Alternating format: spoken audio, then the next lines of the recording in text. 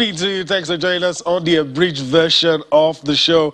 I'm Yemi Adebayo. Well, there are a few things to talk about on the show tonight. Currently going on is the EFL Cup in England. We'll do our best to give you some of the results. On the front burner tonight, we will be talking about the FIBA Women's Afrobasket. We're talking about, of course, the exploits of the D-Tigress, who are on a mission to do a three-peat. We'll also talk about women's football. You know, what happened yesterday left a sore taste in our mouths, talking about how Bayana thoroughly outclassed and outplayed the Super Falcons of Nigeria to, of course, win the Aisha Buhari Cup. I'm not going to do the talking all alone. At some point, I will be joined by Kayode Ahmed, and we will be taking a look at all of this issues. All right, so just to set the ball rolling, let me just quickly show to you the results, and of course when I'm done with the results, we'll go into the discussion proper. Let's show you the results. Are the FIBA Women's Afrobasket results today to set the tone for the discussion we're going to have.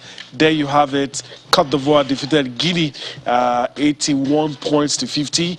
As a result, they will be facing Nigeria in the quarterfinal. Egypt defeated Tunisia 85. It was a blowout, really, 85 points to 6. Then Kenya lost to Mozambique. That's 50 points to 72. All right, those are the results. Of course, it's no longer news. Nigeria's D-Tigers will be playing against Côte d'Ivoire tomorrow.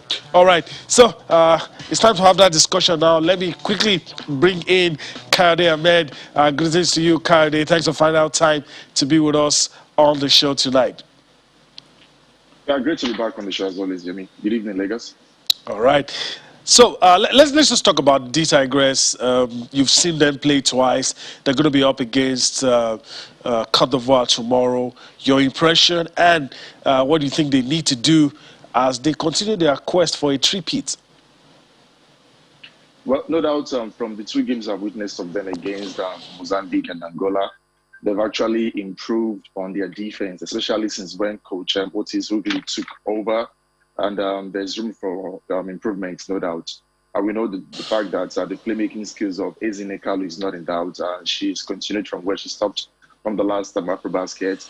And of course, the captain of the side, Adore Elonu and Promise Amu Kamara. And I was quite impressed by the fact that Mujano too, who is making a debut at the competition, is actually good on rebounds. And the jump shots needs to improve, without a doubt. But this is a team that is improving from what they did at the last competition. And knowing that they are the team to beat, especially with the likes of Senegal trying to get one against Nigeria for the first time in quite a while, it means that the D-Tigers have to always put their best foot forward anytime they come on the court. And against Ivory Coast, it's going to be a litmus test for them, because I actually witnessed the game between Ivory Coast and Mali at the group stage. It was keenly contested.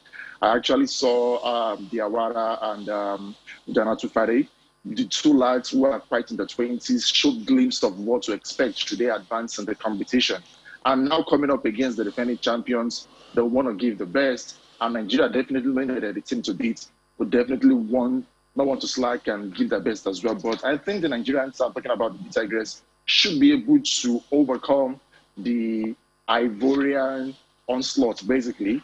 And at the end of the day, advance to the semi-finals. But it's not going to be a stroll in the park, but Nigeria to come out victorious eventually. Okay, you expect us to come victorious. We got our fingers burnt with the guys recently. So if anybody is skeptical, you can understand why.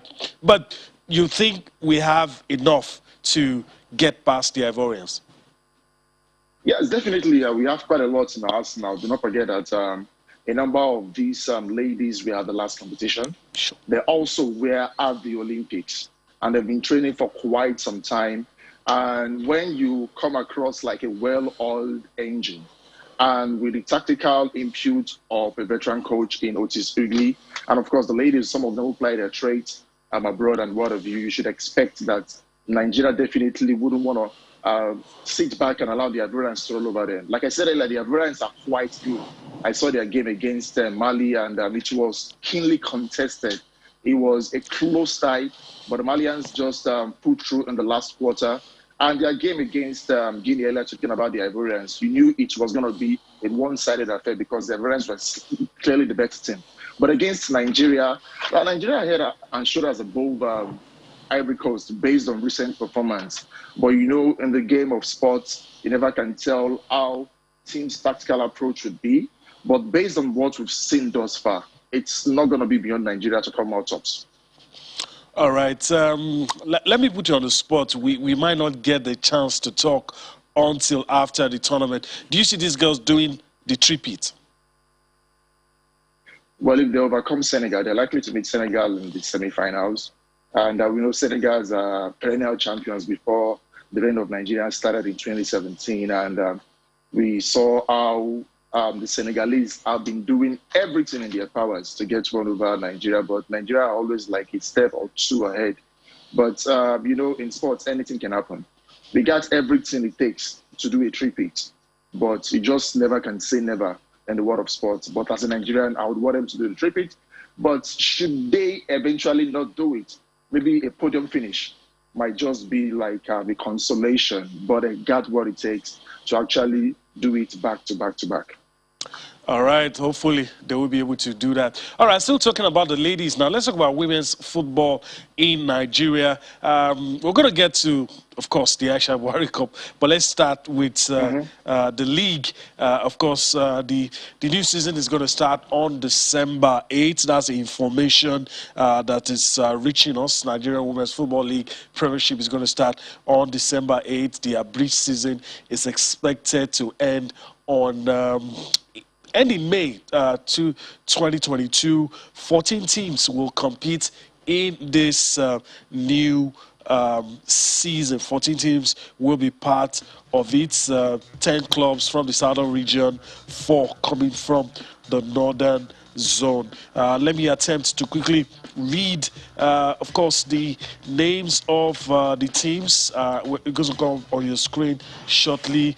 Be divided into 2 conferences. You have the Northern Conference and the Southern Conference. Adamawa Queens, Confluence Queens, Edo Queens, Osun Babes, Pelican Stars, Niger Rattles, Nazareth Amazons are in the Northern Conference, and that's in Group A. Then, of course, Group B, the Southern Conference, you have Abia Angels, Bayelsa Queens, Delta Queens, Rivers Angels, Robo FC, Royal Queens, and Sunshine Queens in the Southern Conference. That's in Group B. All right, so Kayode, it's good this is happening, but then again, it's still going to be abridged. Unfortunately so. I was hoping that at some point we're going to have a full-fledged league, but better than not having the league at all.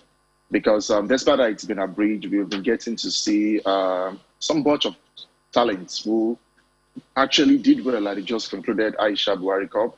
We saw Koyebi Sunday, Vivian Ikechukwu, and of course Gift Monday of FC Robo grabbing the base in the first game of the Falcons. And this competition that they actually get involved in keep them in the scheme of things, and we get to see these ladies at some point represent the national team, be it at under 17, the under 20, or even the Super Falcons. And kudos to Aisha Buhari and her team at the NWFL for finding ways to make sure that they keep going. And like Martin Luther King said, if you can't fly, you run. If you can't run, you crawl, but just keep walking. So it's just their attempt to keep at it and basically keep the conveyor belt of talent, grooming, discovery, and development going. And one can only hope that better days will come for the Nigerian Women's Football League. And of course, as we now have teams representing us on the continent at CAF levels, we just can't stop our league because it's not going to be good for the perennial champions at national level not being able to have representatives at the CAF Women's Champions League. And it's a good one that the league is going to commence on the 8th of December. Let's see how far they can go, and let's see if they're going to have maybe major upsets in the league this time around. But it's a good thing that the league is still a continuum, but it can only get better. Hopefully, we hope that it gets better. All right, let's address the elephant in the room. It's time to talk about the Aisha Buhari Cup and get your views on it. Kadi, a lot of people have said a lot of things. I'm yet to hear your own views. A lot of people are saying, yeah, okay, you guys are saying all of this because we lost. But some are also saying, even if we had won, the problems persist. We're jumping the gun. We're not developing the women's game. We're relying on the fact that we have a lot of good players. But now it appears like other teams are catching up, other teams with better development plans. And it appears like the gap is virtually non-existent these days. I don't know which both the one you agree with, the ones that say much ado about nothing, and the ones that says the problem is there. Well, I wouldn't say it's much ado about nothing. Work is being done, but it's not enough, no doubt. But what other team would the Super Falcons lose to if not the Bayana of South Africa? We know that their women's development has been top-notch. We struggled against them in 2018. Recall we lost at the group stage of the African Women's Championship to them, and that was when I started taking note of Ntembi Gatlana. Though we won in the final by penalties, and if you did see how the Bayana fared against Ghana in the first game, you knew it was going to be a tough pill for the Super Falcons. And that we witnessed. Yes, we started like a house on fire yesterday. We saw a few glimpses, flashes from the likes of Desire Paranuzie, who is now the scapegoat, unfortunately. And of course, Asisa Toshola. And unfortunately, the big names, so to speak, failed to pull their weight. And like I did say, we had to rely on the likes of Vivian Ikechukwu, who came from the bench. And we did see Gift Monday in the previous game against Mali. It still shows that if things get better in terms of development for women's football on the local scene, the conveyor for talent discovery and development will still be properly harnessed, like we've seen with these two locally based players that I did mention from Rivers Angels and FC Robo, and of course the plethora of talent that abound in the nation. We saw how Ajibade developed from FC Robo, now playing a trade in Europe. So it's quite possible. We shouldn't just rely on the fact that, oh, even if we fail to plan, we'll go and still have our way by winning. Nations are catching up with us. We saw that with Equatorial Guinea in 2012 when Kadiri Kana was the gaffer, and somehow we managed to close the gap again. Go further again. But somehow nations are getting to close the gap on us, and we need to look ourselves in the mirror and get to know where the problem lies, which we do, and work on it to improve, or else we just become a relic of a lost age. So bottom line, the fact that we have a lot of professionals doesn't translate into dominance, because other countries are beginning to have that as well. Yeah, we are not quite dominant like we used to be, because like we did say, other countries are catching up. We know the right things to do.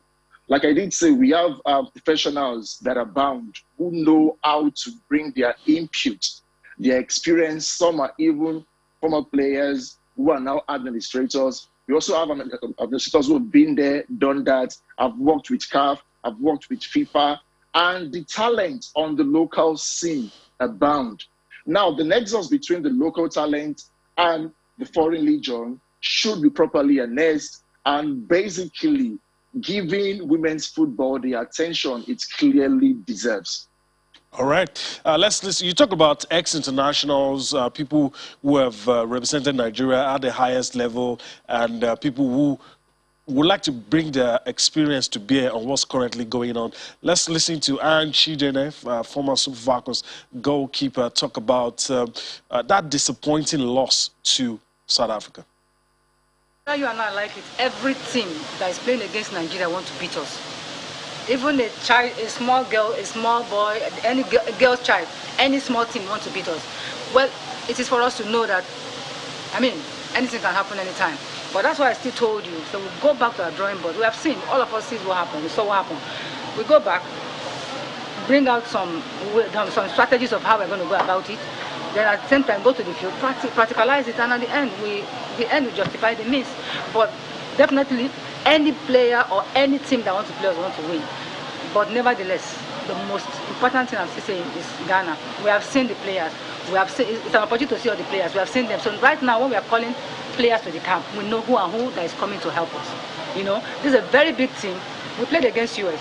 It was not like this. Yeah, we lost 2-0, but at least it was a fantastic game. Remember that some of our players are not here. Ajibade is not here. Payne is not here. Osinachi is not here. Zog is not here. So we have some players, quality good players that are not here. But right now, when we converge to in the next round, we'll be able to see them. But it's a good game. It's good for us. We now know that everything wants to beat us. So when next we are playing, we know what to do. All right, quick one, Kayode. You know, speaking on behalf of the handlers of the team, what do you make of what you said, quickly? Well, we've always known that every team wants to be the Super Falcons. Like we say in local parlance, no be today. Since we won the first African Women's Championship in 1998, and how dominant we were up until, I think, 2012 when we lost to Equatorial Guinea, every other women's national team on the continent have always been trying to get the better of Nigeria. So we've always known that. So we shouldn't just be about the fact that we'll go back to the drawing board. We've always been saying that. Now more than ever, let's give women's football the attention it deserves. Yeah. Make it more marketable that the corporate brands will even want to support that. We wouldn't be trying to organize a bridge version of the league every now and then because these talents are there. It's not a doubt. Every lady on the street or most lady on the street wants to play football because of how enticing it is these days. And I just hope we learn from this loss because the Bayana clearly have worked out to end it. They end this victory over Nigeria. We should learn from our mistake and get back to winning ways. All right. Well, I'm hoping that we do, but history shows we don't actually learn. But I'm hoping, like Hans said, that we will learn from this and it probably won't happen again. All right, Kayode, let's spend a few minutes we have left on the show to take a look at the Carabao Cup. Biggest piece of news, Manchester United have crashed out. They lost to West Ham. I'm very sure the results will come up on your screen. Arsenal through to the next round, 3-0 victory over Wimbledon.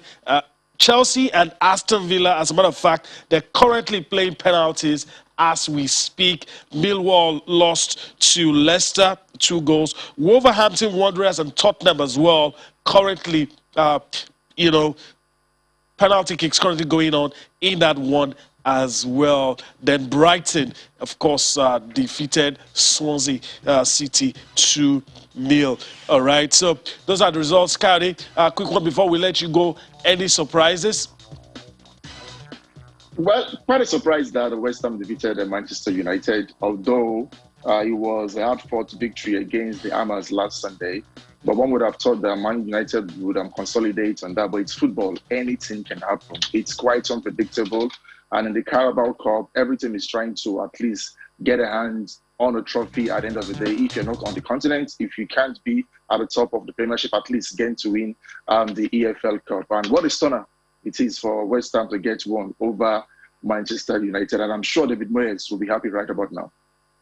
Right, so interesting results. Hopefully we'll see what happens. Wolves and Tottenham 2-2, and they're playing penalties. Chelsea as well, and Aston Villa.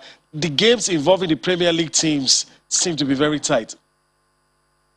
Yeah, keenly contested. You talked about Aston Villa and Chelsea, and it's into extra time now.